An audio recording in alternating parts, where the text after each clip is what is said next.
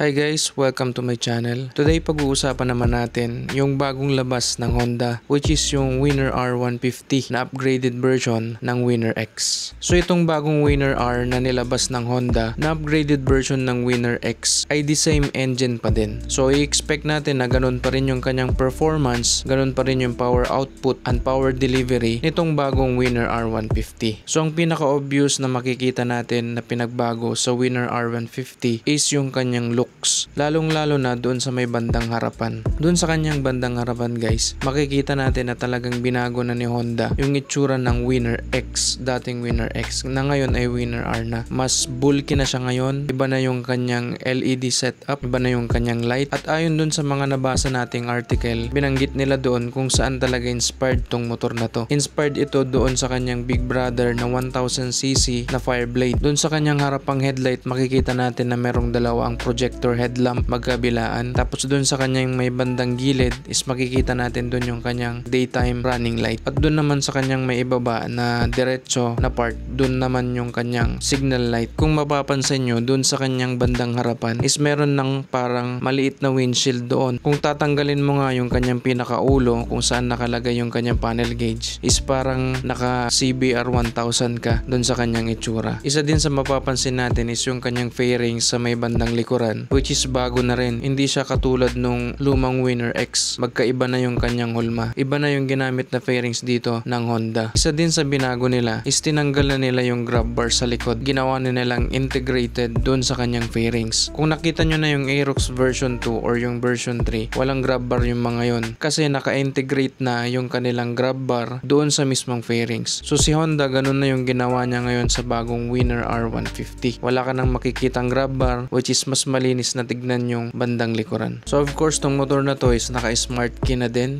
Meron na din siyang charging port na USB-A. Dun sa kanyang panel gauge naman is the same pa din dun sa lumang version na naka-digital LCD display na kulay blue tapos kulay puti yung kanyang mga numbers. So dun naman sa kulay guys ng Winner R150, so far ang nakikita pa lang natin sa mga posts at mga videos na in-upload nila doon sa Vietnam or mga nakikita ko na post dito sa Facebook is kulay pula, kulay puti na may accent na kulay blue, at yung kulay green. Hindi siya yung green na green, parang dull green siya. Ewan ko kung mayroong kulay gray or yun yung kulay parang green. Parang gray-green kasi yung kulay ng isang motor doon na nakita natin. Pero siguro in the future ay mas madami pang color option yung ilalabas ni Honda pag na-release na dito sa Pilipinas tong Winner R150. So may nagsasabi din pala guys, itong Winner R150 is kamukha daw nung Spear 180 nung Skygo. Tinatawag na Monarch 180 Spear yung kanyang bandang harapan, kaso mas manipis lang yun. Ganon din yung harapan nung Aerox na B3